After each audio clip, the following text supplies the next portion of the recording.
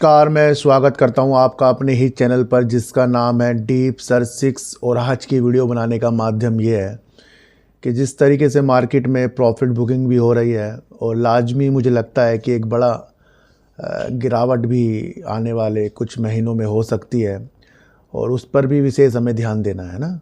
हमें एक तरफ अपनी तेज़ी की चीज़ों के साथ आगे नहीं बढ़ना है, हमें कम पैसा लगाना है इस टाइम मार्केट में और 70 में से 30% मार्केट में लगाने की चीज़ों के साथ हमें उतरना पड़ेगा।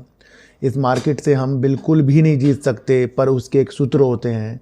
अगर उन नियमों को हम ताक पर रखें, अच्छी तरह चीज़ों के साथ जाएं, तो हम बहुत आगे बढ़ सकते हैं। आज सुजलोन में बड़ी गिरावट हो रही है, कल भी गिरावट हुई है और अब हम सब भूल गए ये विंड टर्बाइन में काम कर रहा है। अब हम सब भूल गए इसकी वैश्विक स्तर की क्या भागीदारी है, क्या यहाँ पर विंड प्रोजेक्ट चल रहे हैं, उसके अंदर ये क्या काम कर सकता है। एचपीसी ने एक बड़ी महत्वपूर्ण परियोजना अपतटीय जगहों में विंड टर्बाइन लगाने के लिए जो चीज़ें देखी, उससे ये प्रतीत हो रहा है कि ये कहीं ना कहीं आगे जाकर बेहतरीन तरीक़ों से ऑर्डर मिलने वाली चीज़ों के साथ आगे विंड टर्बाइन ज़्यादा तरीक़ों से आगे बढ़ेगा, पर उसके अंदर सर समय लगता है ना।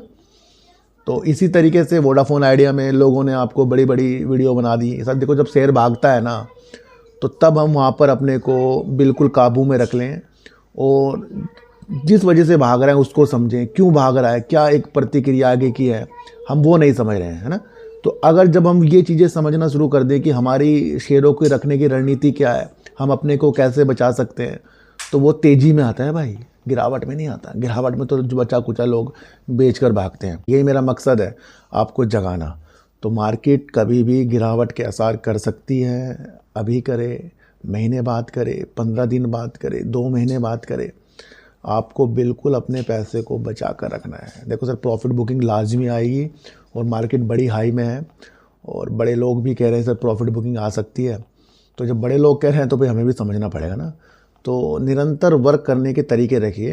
एक आपका जो होल्ड करने का तरीका वो अलग हो सकता है, शॉर्ट टर्म की चीज़ें अलग हो सकती हैं, लॉन्ग टर्म की अलग हो सकती हैं, पर सब में रणनीति चलती है। तो आज अगर सुजलोन एनर्जी आपके हाथों से गिर रहा है तो बेकार ना समझें, और वोडाफोन आइडिया गिर रहा है इसे भी बेकार ना समझें। रणनीतियों को समझें और रणनीतियों पे काम करें, है ना। मेरा कोई भी मकसद शेयरों की गिरावट और उछाल में वीडियो बनाने का नहीं है, बल्कि प्रतिक्रिया ये है कि हम किस तरीके से आगे के लिए काम कर सकते हैं, है ना।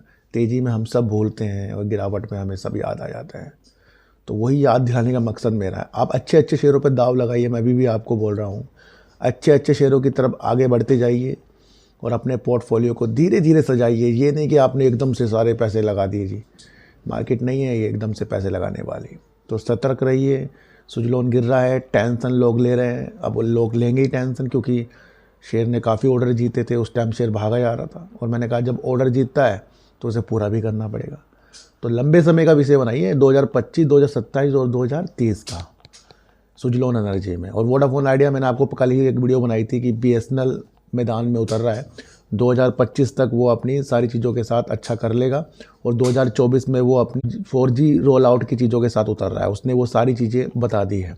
तो ये अब आपको समझना है कि आपको किस तरीके से बीएसएनएल वोडाफोन आइडिया को टक्कर देते हुए दिख रहा है। तो फिर मिलेंगे आपसे एक नई वीडियो के साथ, जब तक के लिए नमस्कार।